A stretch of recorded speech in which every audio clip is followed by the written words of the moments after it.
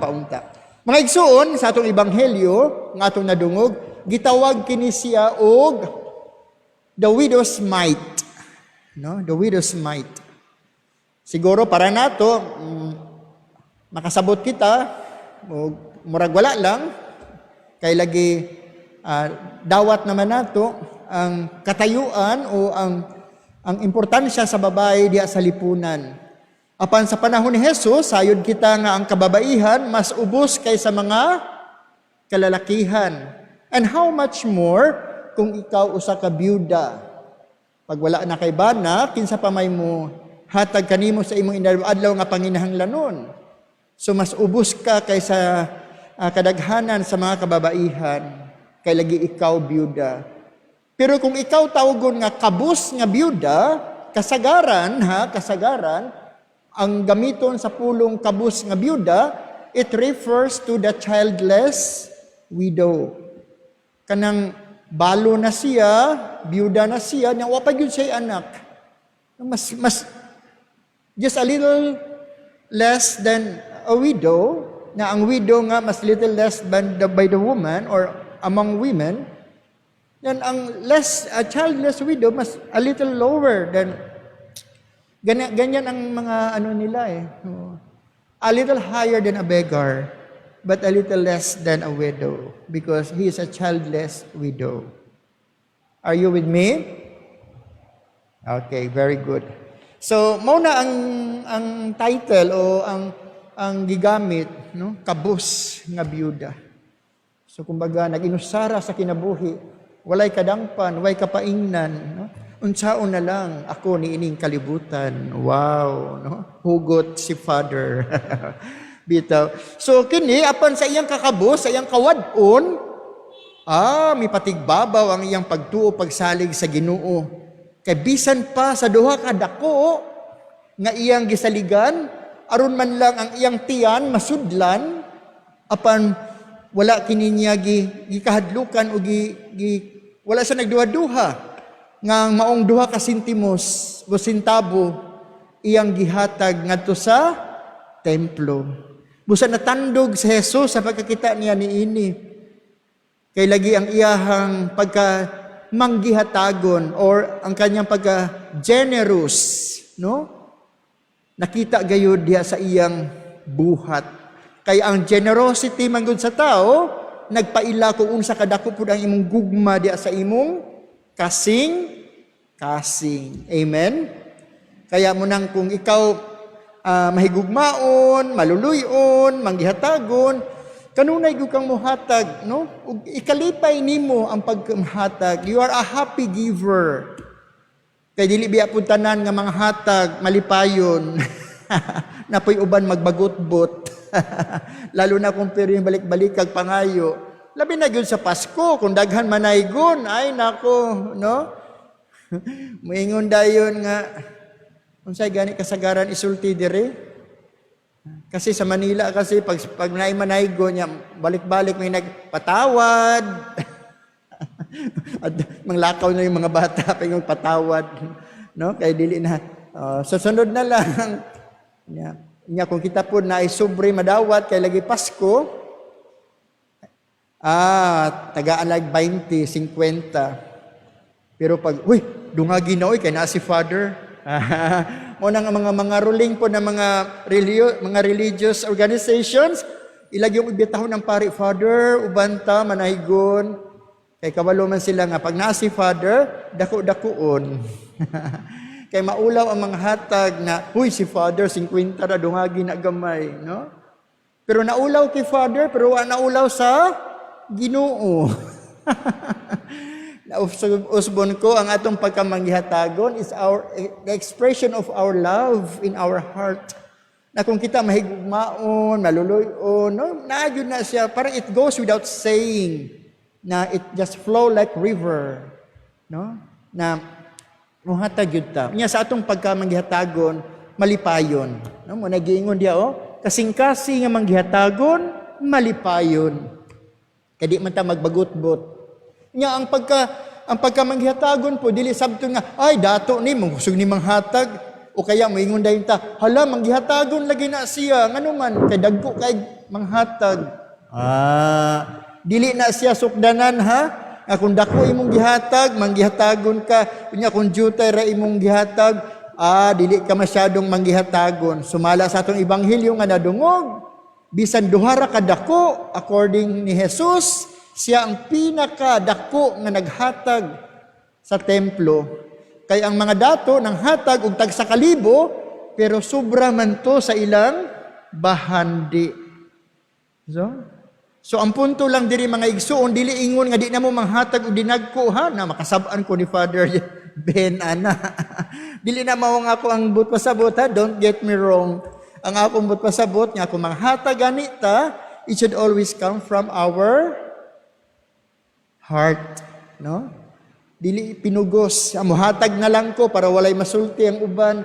Makinahanglan gyud ko muhatag kay inilar ba ko sa katilingban. Unsa na lang ikasulti sa mga chismosa na kung mora din dako ang akong gihatag na donasyon para sa simbahan, na dili gud pwede. Munang manghatag pero magbagot-bot. Tama ba yon? So again, no? Ang atong pagkamanghihatagon, it goes without saying and it flows like river and the happiness will just overflow. Kay lagi, we are a happy giver. Mao ka na ang gipadayag usab sa unang pagbasa. Kung naminaw mo pag-ayo, ang si propeta nangayo og gamayng tubig, ingon man gamay nga kalanon. Unya sumala sa usa ka byuda, nga wa naman gyud taon ko, usa na lang gyud ka kumkum nga harina ang meron ako. Unya mo bitaw nangahoy ko kay ako ning lutuon para ako ug akong anak makakaon sa dili pa kami mamatay. Luoyan, no? Unsa may ibot pasabot ana? Para ako ug akong anak makakaon sa dili pa mi mamatay. Naunsa day sila? Na COVID? Naunsa day sila? Tungod sa ilang kawad-on. Ang iyang buto sabot, mauna lang yun ni ang harina nga nabilin, busa mga unsa mi, kay human na kaon, wa na yun mi pagkaon, ug mamatay na mi sa gutom. Apan mingon ang propeta, ayaw, panghatag, tagai ko, lutuin ko, nya luto pud mo para inyo. Ayaw kahadlok nga kamo mahutdan, kay sumala sa kasulatan, ang manggihatagon, dili gyud kahutdan. Because the more you give, wala ba mo'y mga kamot para sa Ginoo? Praise the Lord, no? Sumala good, ang COVID-19, magduha na ka tuig, puwera buyag. Unya, napas mo ba mo? Napas mo ba ta? Apektado ta tanan, dili ba? Wa may exempted, kita man tanan apektado sa COVID. Pero, kita ba tanan napas mo? Wala. Purya buyag. Ikapa gani inyong bilbil. Di ba tulo na? Kaniadto usa o duhara na. Kay lagi, ang tanan nga mutuo sa iyang ngalan, dili gyud niya hikalimtan. Ug ang tanan nga manggihatagon, makadawat gayud og daghan pa. Siksik, liglig at umaapaw. Amen? Amen. So mauna na sa iyang paghatag sa maumpan, sila nakakaon sa dugay nga mga adlaw ug ang ilahang butanganan sa harina ug sa mantika nga olibo wa gayud nakabsi o nahutdan. Inaana usab kita. Kung kabalo lang ta mo hakop og usa ka kumkum nga bugas, nya atong ihatag ngadto sa mga nanginahanglan, atong mga kaigsuonan, labi na mga gigutom ug mga timawa. Wala gyud ta dita makakitag bata diri sa boulevard nga naghilak tungod sa kagutom. Apan kung kita hakog, mohatag man gani pero magbagot-bot, magyaw-yaw, ay na lang, no? Kay kung kita tanan karon nga nimba diri, kung mohakop lang tagtag sa kahakop nga kumkum nga bugas, I'm sure moabot na usa ka sako. Amen? Amen? So ambot pasabot lang nako mga igsuon na manghatag ta bisan sa atong kawadon. sama sa biyuda, kabus nga biyuda. Di lang siya, she's not just a simple widow, but Jesus called her a poor widow. No? Apan bisan sa iyang kasalat, bisan sa iyang kawadon, na antigo gyapon siya muhatag, mupadaya, mupaambit, labi na gayon diha sa templo para sa Ginoo. Nya kita, nahatag bata, panahon gani sa paghalad, labi na unya dapit, no, mukuot gyud ta. Nya pagkuot na to sa atong bulsa, mayon pag gyud tag adili ni kay 20 ni. Kanya na bay 20 sinsilyo karon, no? Nya mayon tag akini ay gis ni, klaro kaayo, oh. Akini piso. Oh, mura gyud tayo ihatag piso. O piso gani mong ihatag, dili father oy ngano man na may second collection, another piso. Bitaw, no? So unsa man ta ka generous, no? Unsa man ta ka panghihatagon? Ato ka nang hinukloban, ha?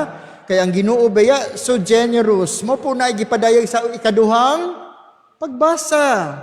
Nagihatag niya ang iyang kaugalingon as a sacrifice, no, para sa atong kapasayloan sa atong mga sala. Ug kita maluwas, no? For God so loved the world that He gave His only begotten Son. Wow! Inana ka generous ang Ginoo, bisan ang iyang bugtong anak, iyang gihatag alang kanatong mga makasalanan.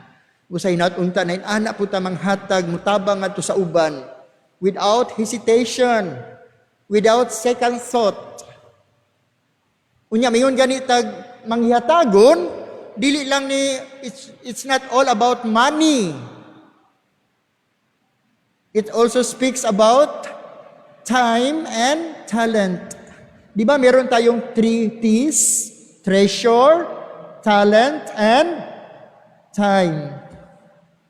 Treasure, of course, yung sinabi ko na kanina.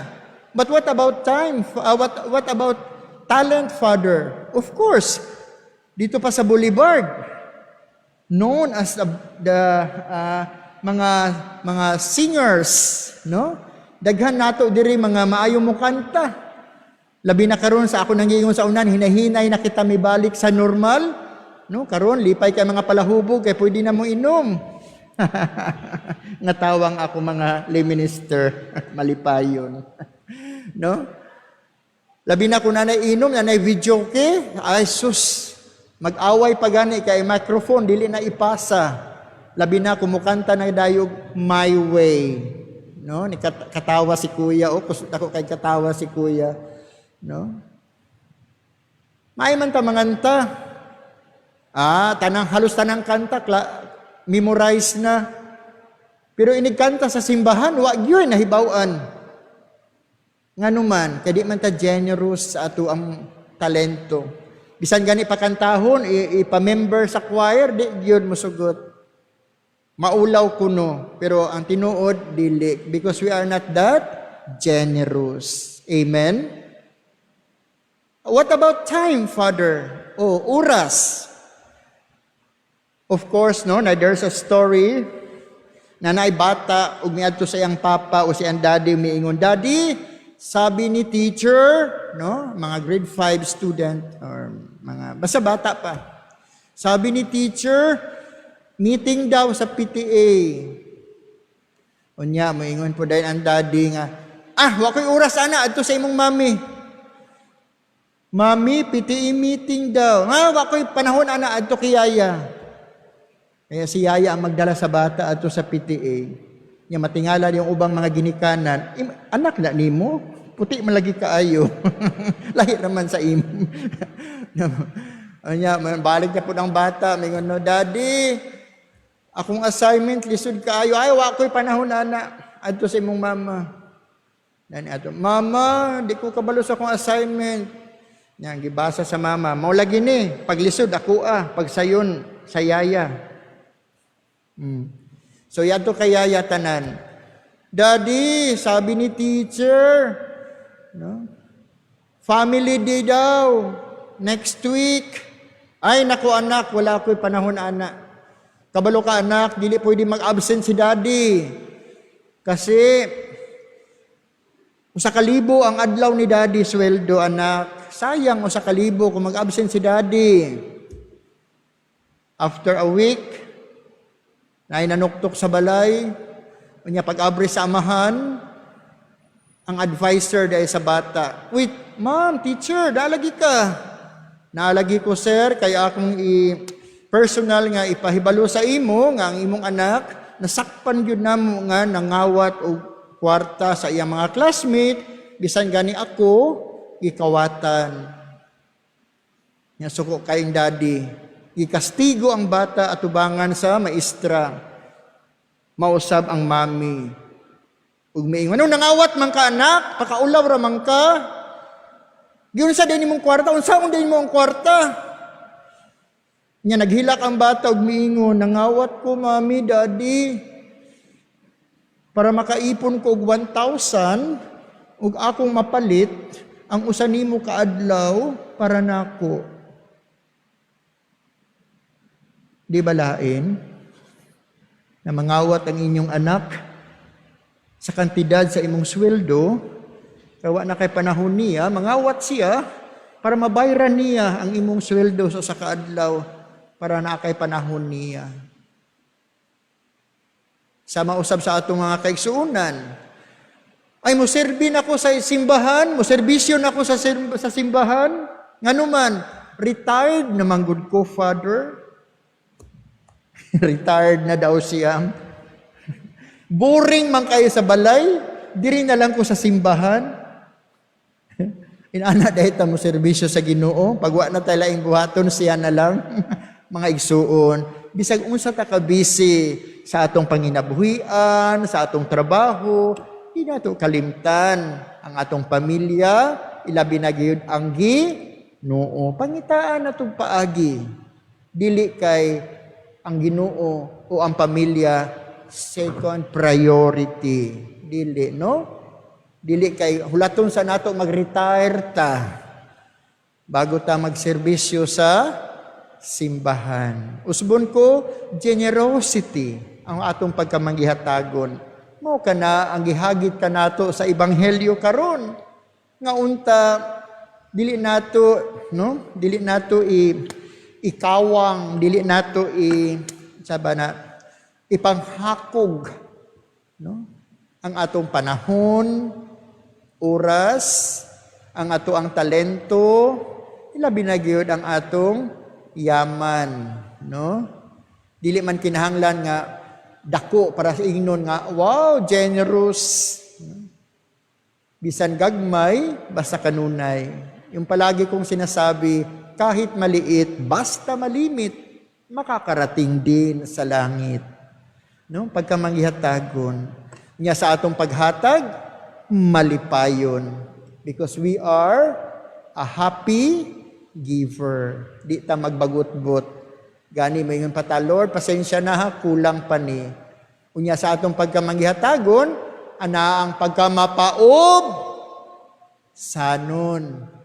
Dili kay manghatag ta para kita daygon. No? Pananglitan, unya dapit, manguliktan na og halad, sibot. No? Kabalo naman gyud ta nga moabot na ang sibot. Kabalo naman gyud ta nga halad time na anong dili man ihanda o andamon ang kwarta nga ihatag o ilimos sa simbahan. No? Hulaton gyud nga mulapas o sana musaylo ang sibot. Unya pa gyud balik. Ay hara mo dukot niya. Ipakita gyud 500. Katawa si ma'am. Mayon pa, ay day, pasuyo, gang, pasuyo. Dawat po taong babae, wow, 500 jud. Nya nakita ni Mary B. 500 ang gihatag ni Mary A. Balik. Usa 1,000 pud ako. Unsa man na pataasay og halad? Bato-bato sa langit, matamaan. Bukol, no? So usbon ko dili, no? Ang atong pagkamanggihatagon nagagikan sa atong kinahiladman ekspresyon sa atong gugma, ingon man kalipay, kaya kita nakahatag, nakatabang sa uban, no? Udi ta magbagutbot, o dili for a show, kundili nagigikan gayud sa kinahiladman. And we are a happy giver. Kay lagi nagatuo kita that the more we give, the more we receive. Hinaot paunta. Isip mga anak, sa usa lamang ka Dios, sa usa ka tingog ug sa kinasingkasing gayud, kitang tanan moingon, nagatuo kami sa usa ka Dios, sa angamahan nga makagagahom sa nga tanan. Magbubuhat sa langit ug sa yuta, ug sa tanang mga makita ug dili makita. Nagatuo ako sa usa ka Ginoo, si Jesucristo ang bugtong anak sa Dios, gianak samahan sa wala pay katuigan. Dios gikan sa Dios, kahayag gikan sa kahayag, matuod nga Dios gikan sa Dios nga matuod. Gianak dili